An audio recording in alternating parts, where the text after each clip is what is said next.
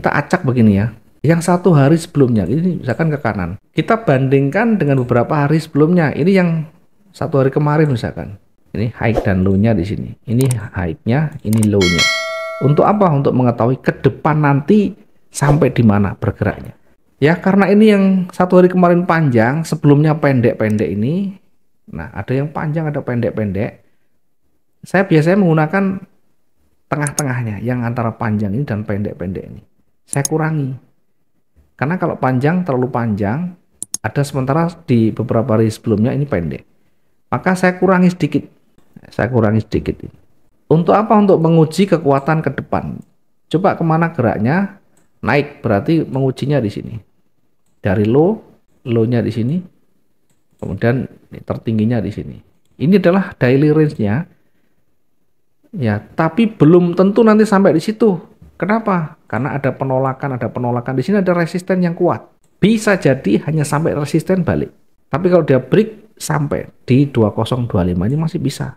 Jadi minimal selain kita melihat daily range yang sebelumnya, kita juga bandingkan dengan beberapa hari sebelumnya. Kalau terlalu panjang kemarin jangan dipakai langsung.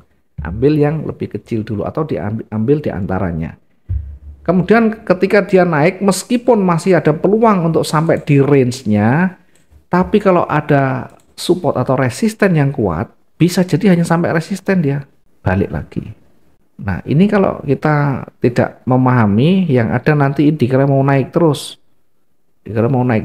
Padahal di sini ada benturan. Nanti kalau lewat ini baru sampai di sini. Nah, selanjutnya misalkan begini. Nah, ini mau turun. Gampang mengetahuinya mau turun sampai di mana. Satu, kita lihat range-nya. Yang kedua dari retracement-nya.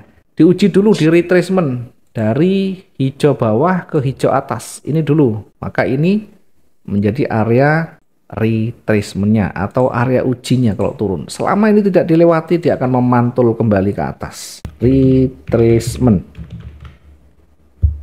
Oke. Yang kedua, kita menguji dengan range-nya ya.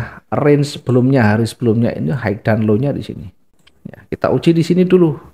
Yang terdekat, tidak usah muluk-muluk sampai di sini. Berarti ini mendekati range dan mendekati retracement. Disitulah nanti kira-kira akan memantul kembali. Tapi kalau ini dilewati, baru kita nanti menggunakan range yang lebih besar, lebih panjang di sini. Ini untuk apa? Untuk mengetahui titik jenuhnya. Oke, kita coba ukur. Sampai di sini mantul dan akhirnya turun, maka ini dilewati, tidak berlaku yang ini. Yang berlaku adalah yang lebih panjang ini tadi. Tinggal tarik di atas ke bawah. Dari ujung atas ke ujung bawah. Maka kira-kira nanti range-nya di situ, tapi karena sebelah kirinya ada supportnya, bisa jadi hanya sampai di sini. Kan dekat-dekat. Nah, itu simulasinya. Sehingga apa yang bisa kita dapatkan dari situ? Satu, kita lebih berhati-hati mengambil posisi-posisi sell di jenuh. Jadi jangan mengambil atau menempatkan posisi jual saat harga itu murah. Harusnya beli. Inilah yang dimaksud dengan area jenuhnya. Pasar ketika mencapai area jenuh, dia akan konsolidasi atau bahkan berbalik. Ini akan konsolidasi sampai pagi hari. Artinya hanya bergerak kecil sampai pagi hari. Baru nanti ganti candle berikutnya, ganti hari itu akan terpenuhi, akan mencapai lagi range berikutnya yang baru lagi. Itu kekuatan itu selalu begitu. Kenapa kita kalau menempatkan selalu hampir-hampir pas, berada di situ memantul, targetnya di situ, profitnya di situ, resikonya di situ misalkan. Karena kita menghitung semuanya. Ketika dia di area retracement tidak bisa menembus, maka akan memantul ya. Tapi kalau misalkan dia break, berikutnya dia akan mendekati range harian atau mendekati support sebelumnya. Kan pasar cuma begini. Nah, tinggal nanti kita menempatkan entry-nya. Kita belum masuk ke sana karena harus terpenuhi.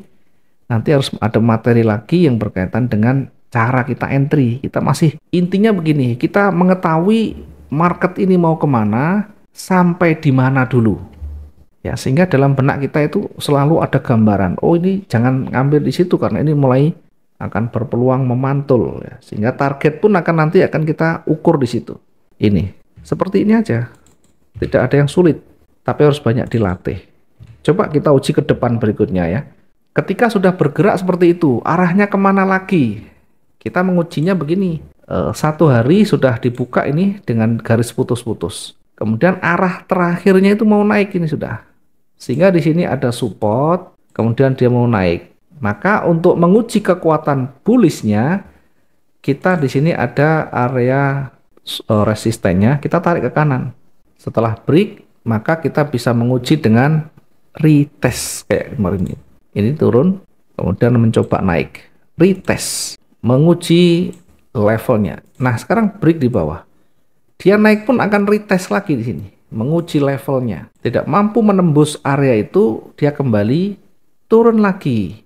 Ingat, ini ada swing high-nya, itu puncaknya, ini swing low-nya, ini swing high-nya, ini swing low-nya. Oh, sorry, ini swing low, swing high-nya yang menuju ke bawah, swing low yang menuju ke bawah. Jadi trennya masih turun. Hanya saja untuk menguji kekuatan seller harus lewat di area supportnya di sini. Kalau dia naik, dia akan lebih kuat ketika dia menembus resisten di situ. Gitu aja sudah.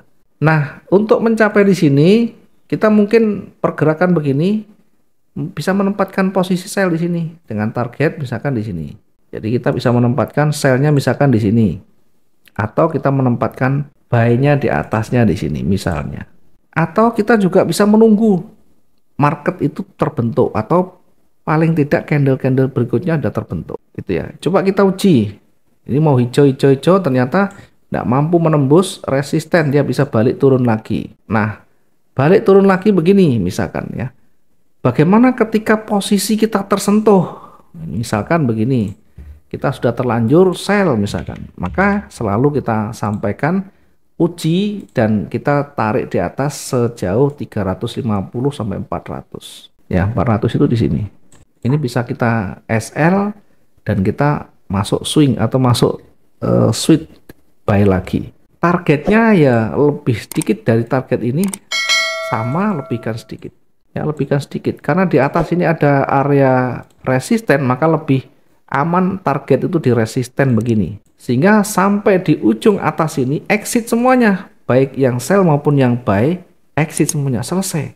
Jangan berharap terlalu jauh, bisa jadi market itu akan konsolidasi sampai pagi ini kan tidak dapat apa-apa nantinya. Oke, begitu saja. Nah, untuk mengetahui daily range-nya juga sama. Kita bisa menggunakan beberapa menggunakan satu hari terakhir ya. Kemudian kalau dia lewat, kita bisa menggunakan hari sebelumnya. Hari yang kemarin misalkan ini range-nya. Maka ketika dia turun kita uji ya di sini. Nah, ketika dia lewat, maka bisa kita gunakan yang lebih panjang di sini. Baru kita panjang di sini ya. Atau karena ini cukup pendek, ini kan pendek sekali. Kalau kita banding dengan ini terlalu panjang, dan sebelumnya agak panjang ya, mungkin kita bisa gunakan di antaranya ya. Nah, kira-kira seperti ini. Lebih panjang dari hari kemarin, tapi karena ini lebih panjang lagi, kita ambil yang tengah-tengahnya atau lebih panjang begini. Boleh, begini boleh. Karena ini range itu adalah kira-kira ya. Di area itu nanti bisa berpeluang memantul kembali ya. Contohnya begini. Dia turun, nanti kira-kira akan seperti ini. Sampai di situ.